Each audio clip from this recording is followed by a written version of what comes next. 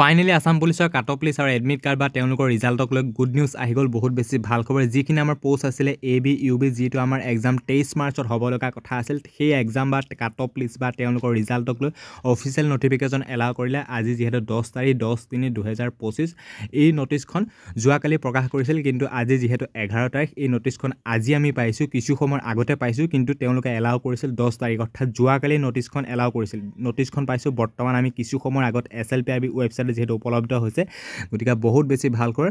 যিমানখিনি কেণ্ডিডেটে AB UB written এক্সামিনেশ্যনটোত qualify হ'ম নহ'ম বা তেওঁলোকৰ কাট অফ লিষ্টত নাম আহিব নাহিব বুলি ভাবি আছিল, তেওঁলোকৰ কাৰণে ভাল খবৰ আহি গ'ল।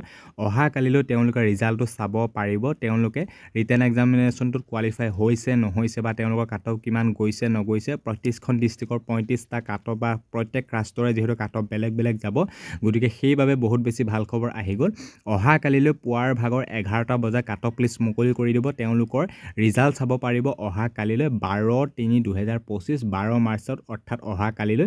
বহুত বেছি ভাল খবৰ আহি গ'ল SLPIB ৱেবছাইটত। আৰু নটিছখনত কি লিখা হৈছে ভালদৰে মন কৰিবা। 10/3/2025 এইখন যোৱাকালি প্ৰকাশ পাইছিল, কিন্তু আজি যিহেতু উপলব্ধ হৈছে বুলি মই পুনৰবাৰ কৈছোঁ। ইয়াত পোষ্ট আছিল বা 1645টা UB, 2300 আছিল AB, আৰু এটা পোষ্ট UB APR বা 114টা কনষ্টেবল UB, এটা পোষ্ট AB বা হিলছ টাইপ কেটেগৰী বা 58টা পোষ্ট আছিল বোটমেনৰ বা 204টা পোষ্ট আছিল কনষ্টেবল কমিউনিকেশ্যন, 2টা পোষ্ট আছিল কনষ্টেবল কাৰ্পেণ্টাৰ, 62টা পোষ্ট আছিল কনষ্টেবল অফ পুলিচ কমিউনিকেশ্যন, 3টা পোষ্ট কনষ্টেবল বা যিমানখিনি কনষ্টেবল কেণ্ডিডেটে ৰিটেন এক্সামিনেশ্যনটোৰ বাবে ৱেইট কৰি আছে, তেওঁলোকৰ ৰিটেন এক্সামটো কেতিয়া হ'ব নহ'ব, গতিকে সেইবাবে বহুত বেছি ভাল খবৰ আহি গ'ল। বহুতেই বেছি ভাল খবৰ। অহা কালিলৈ কাট অফ লিষ্ট মুকলি কৰি দিয়া হ'ব তেওঁলোকৰ ৰিটেন এক্সামিনেশ্যনটোৰ বাবে। বহুত বেছি ভাল খবৰ।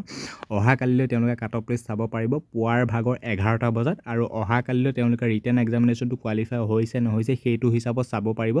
যদি তেওঁলোকৰ ৰিটেন এক্সামিনেশ্যনটো কোৱালিফাই হৈছে, সেইবাবে তেওঁলোকক তাত লিখা হৈ থাকিব যে কংগ্ৰেচুলেশ্যন বুলি লিখা হৈ থাকিব। নেক্সট বা যিটো ষ্টেপ আছে সেই ষ্টেপটোৰ বাবে তেওঁলোকক কংগ্ৰেচুলেশ্যন বুলি লিখা হৈ থাকিব। যদি তেওঁলোক কোৱালিফাই হোৱা নাই ৰিটেন এক্সামিনেশ্যনটোৰ বাবে, তাত তেওঁলোকৰ লিখা হৈ থাকিব বেটাৰ লাক বা নেক্সট টাইম বেড লাক, তেনেকৈ লিখা হৈ থাকিব। বাৰু যি কি নহওক অফিচিয়েল নটিফিকেশ্যন আহি গ'ল।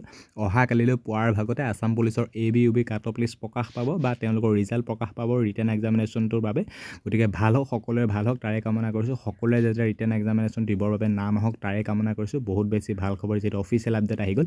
আৰু ভিডিঅ'টো সিমান বেছি শ্বেয়াৰ কৰা, কাৰণ অফিচিয়েল আপডেট আহি গৈছে, এখন অফিচিয়েল নটিফিকেশ্যন হয়, কোনো ধৰণৰ ফেক নহয়। গতিকে ভিডিঅ'টো সিমান বেছি শ্বেয়াৰ কৰা। আৰু কালিলৈ আমাৰ এলাউ কৰিব SLPIB AB কনষ্টেবলৰ ৰিটেন এক্সামিনেশ্যন হোৱাৰ বাবে কাট অফ লিষ্ট বা তেওঁলোকৰ ৰিজাল্ট।